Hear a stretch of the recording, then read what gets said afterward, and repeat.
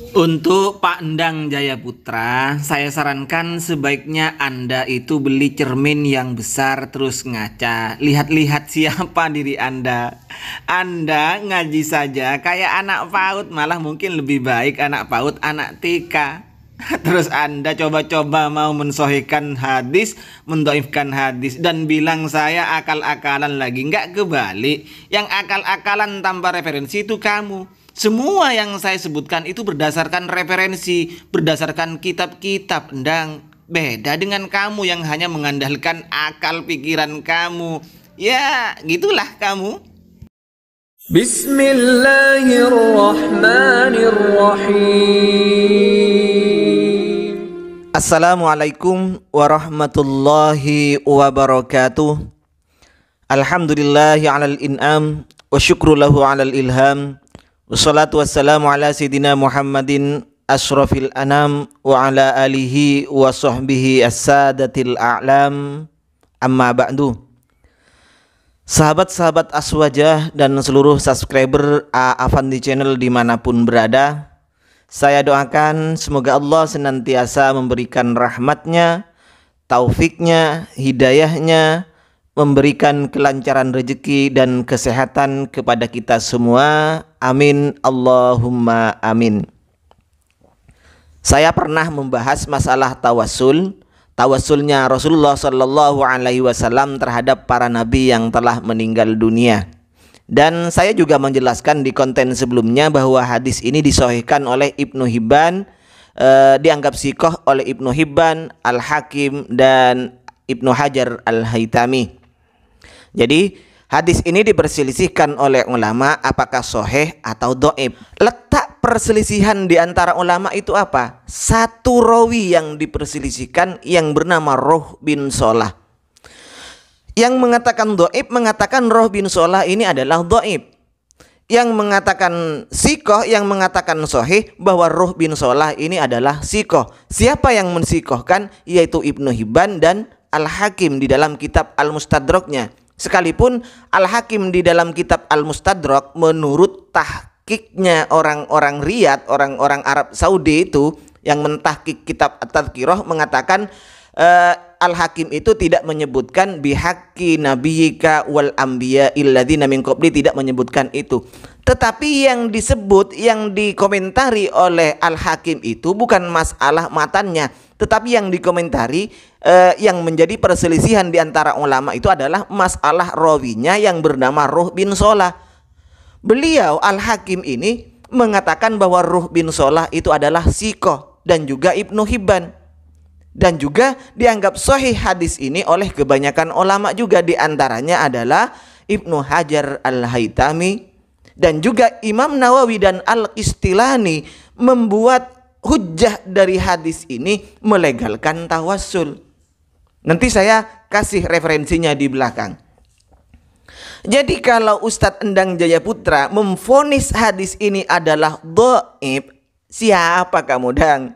Dibandingkan dengan Imam Nawawi, dibandingkan dengan Al-Qistilani, dibandingkan dengan Ibnu Hajar Al-Haytami, dibandingkan dengan Al-Hakim, dibandingkan dengan Ibnu Hibban, siapa Anda Dang?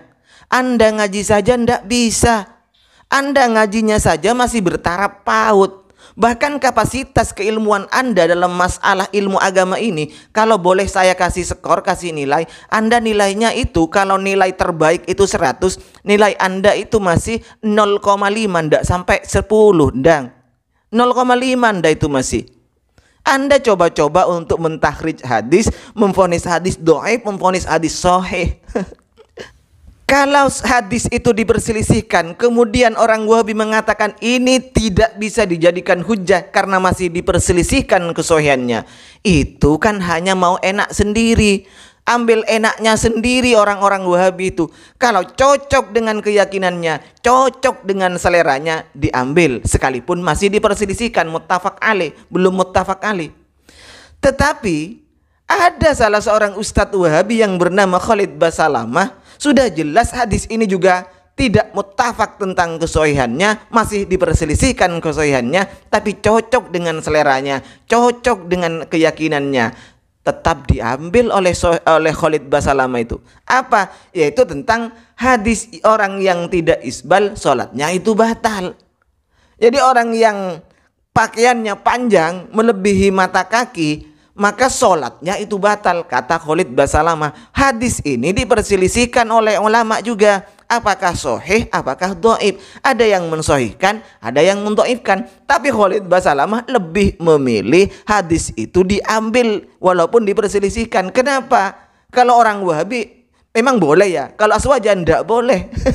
Itu kan namanya mau menang sendiri. Artinya apa yang diyakini oleh Wahabi itu semuanya benar, yang lain salah. Ini ciri-ciri Khawarij, Dang. Baik, kalau Endang ini tidak percaya, belum percaya, silakan baca sendiri. Saya malas untuk membaca kitab-kitab referensi terhadap orang yang ngaji Al-Qur'annya saja masih salah. Saya kasih referensinya saja. Ini saya tidak akan membaca, saya jelaskan sedikit-sedikit saja ya. Kalau Endang itu tidak terima, silahkan cek sendiri kitabnya itu nanti. Silakan buat konten, baca kitabnya. Saya rindu, saya kangen ingin mendengarkan Ustadz Endang baca kitab dan baca Al-Quran. Ustadz Endang, baik, ini kitab-kitab yang saya sebutkan mensohihkan hadis itu, menganggap sikoh Ruh bin Solah itu ya. Ini dia. Hadis yang saya sebutkan tadi itu terdapat di dalam kitab Al-Mu'jam, baik Mu'jam Ausat atau Mu'jam Kabir, karyanya Imam At-Tabrani. Juga bisa dilihat di dalam kitab Jami'ul Ahadis, Ad-Jami' Shaghir, dan ini hadisnya ya. Silakan dibaca sendiri Ustadz Endang. Kemudian juga bisa dilihat di dalam kitab Hilyatul Aulia, juga bisa dilihat di dalam Sunanul Asfihani. Nah, di dalam kitab Al-Futuhat Ar-Rabbaniyah bisa Endang ini lihat di dalam itu di tengah, wa dzakara At-Tabrani annahu sallallahu alaihi wasallam dzakara fi du'ahihi bihaqqi nabiyyika wal anbiya'il ladzina min qabli. Jadi Rasulullah sallallahu alaihi wasallam, Dang, menurut Imam At-Tabrani di dalam kitabnya itu pernah menyebutkan di dalam doanya dengan lafaz tawassul bihaqqi nabiyyika wal anbiya'il ladzina min qabli, Dang. Wala farqa baina dzikrit tawassuli wal isti'anah. Tidak ada perbedaan menyebut tawassul atau isti'anah, tidak ada perbedaan, Dang. Wat tasyaffu wat tawajjuh bihi sallallahu alaihi wasallam wa kadza bi ghairihi minal anbiya. Begitu juga lainnya dari para nabi, artinya bertawassul dengan para nabi, dengan para solihin. Wa kadza al auliya, demikian juga sama dengan nabi bolehnya ditawassuli adalah para aulia.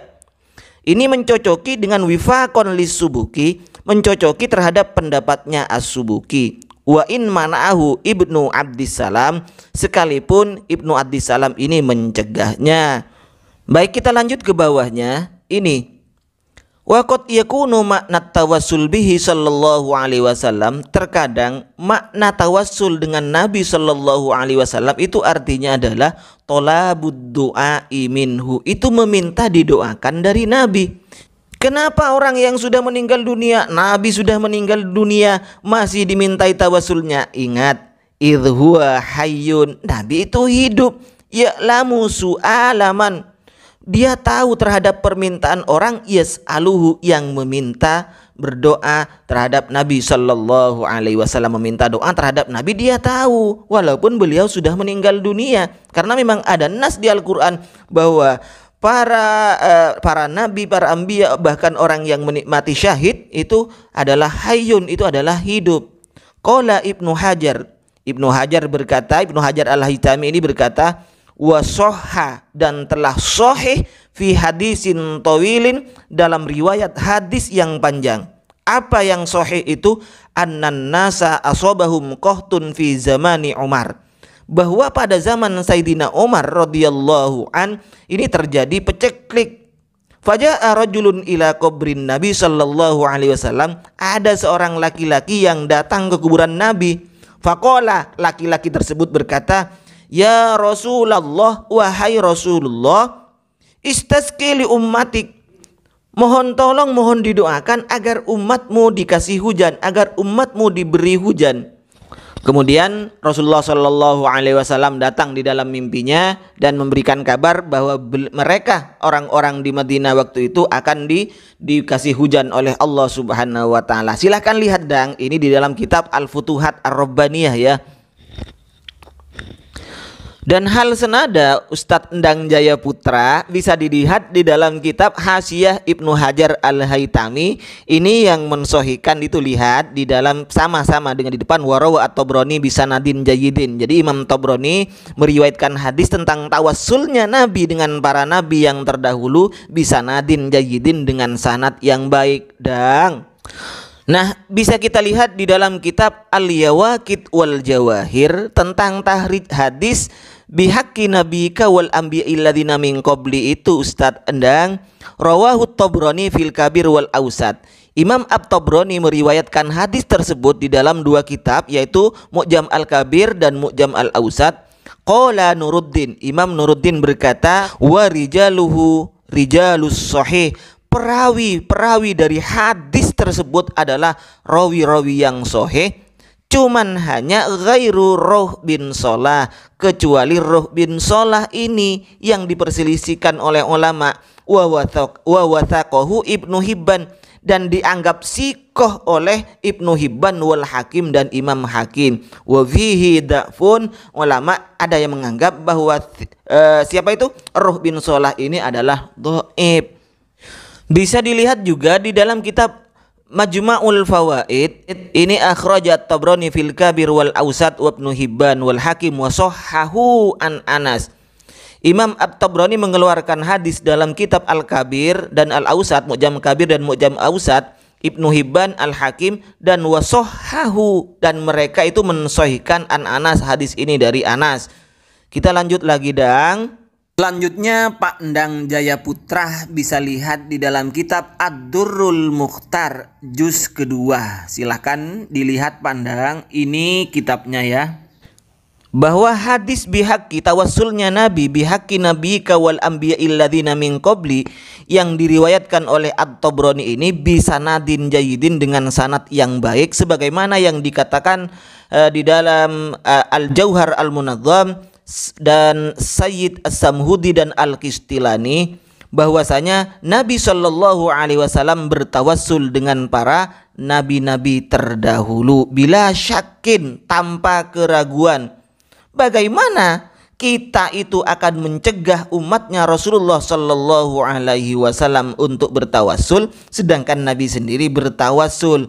Begitu ya dang.